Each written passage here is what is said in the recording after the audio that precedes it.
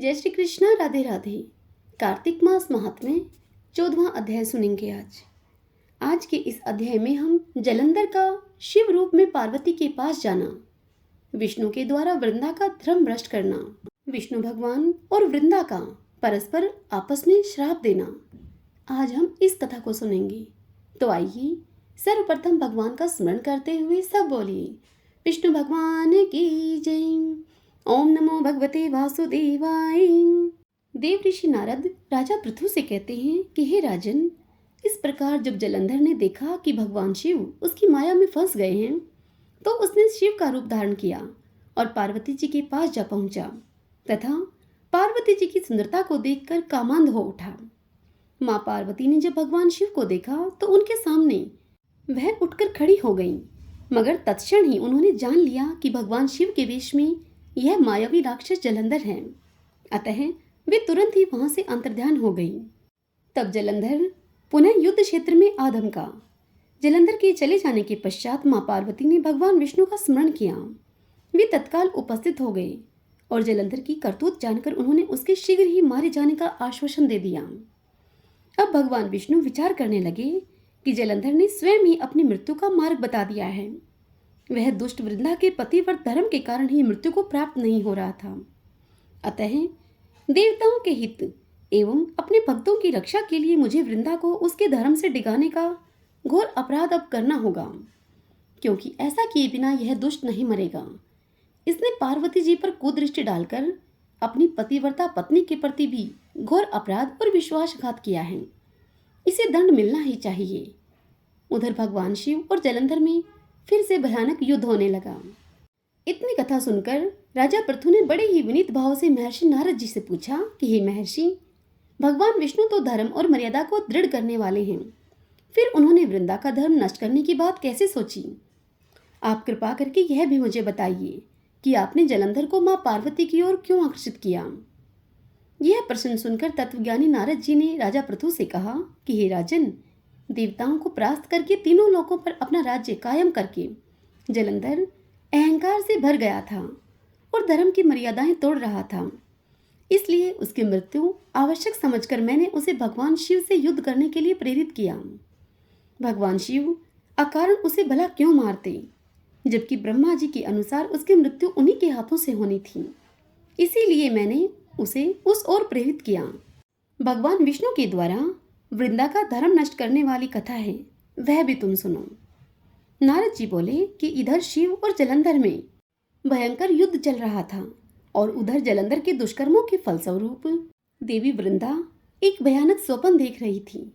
स्वप्न में वृंदा ने देखा कि उसका पति अपने समस्त शरीर पर तेल मले नंग धड़ंग भैंसे पर सवार होकर प्रेतों के साथ दक्षिण दिशा की ओर गमन कर रहा था। यह देखकर वृंदा की आंख खुल गई।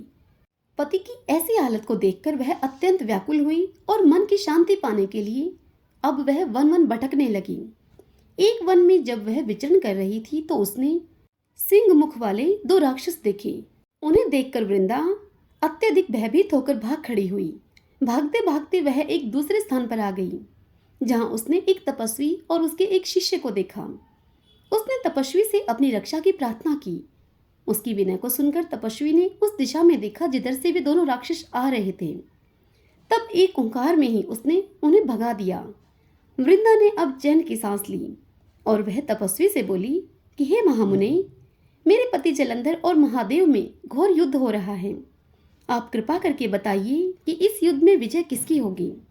आप तो सर्वज्ञ हैं, आप यह भेद अवश्य ही जानते होंगे। उसकी प्रार्थना को सुनकर मुनि ने आकाश की ओर देखा। इसी समय दो बंदरों ने वहां पर आकर मुनि को प्रणाम किया। उसके बाद मुनि का संकेत पाकर वे बंदर वहां से चले गए।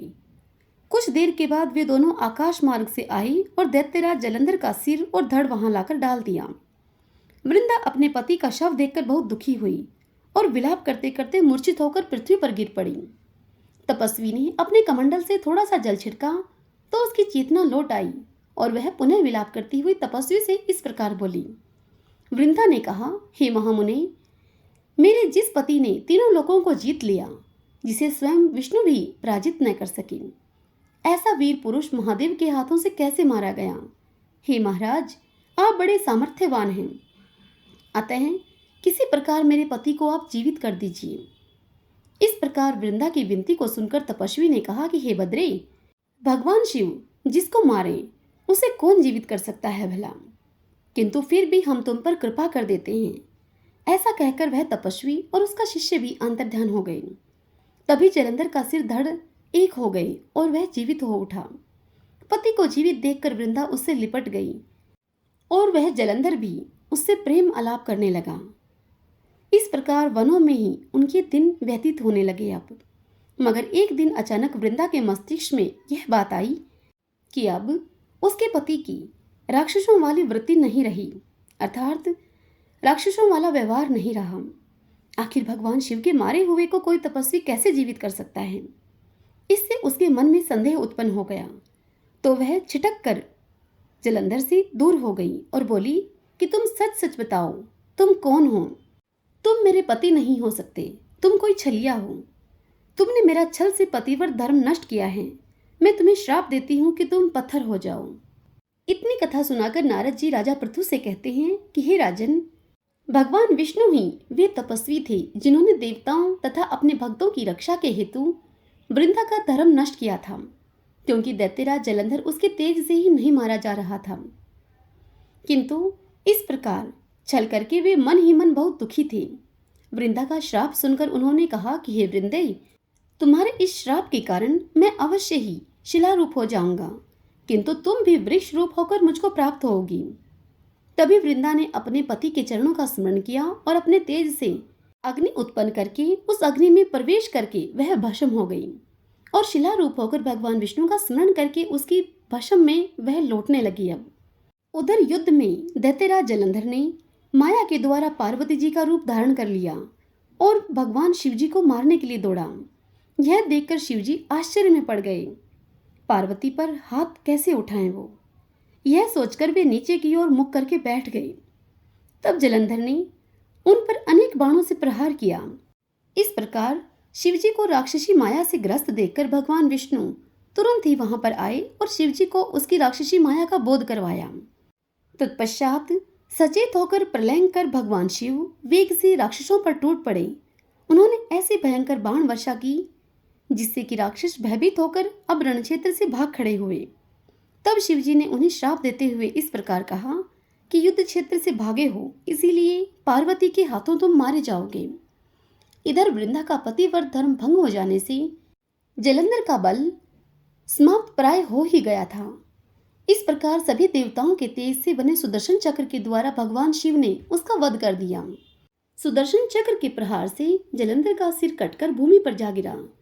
तब जलंधर का तेज शिव में एवं वृंदा का तेज पार्वती में समा गया।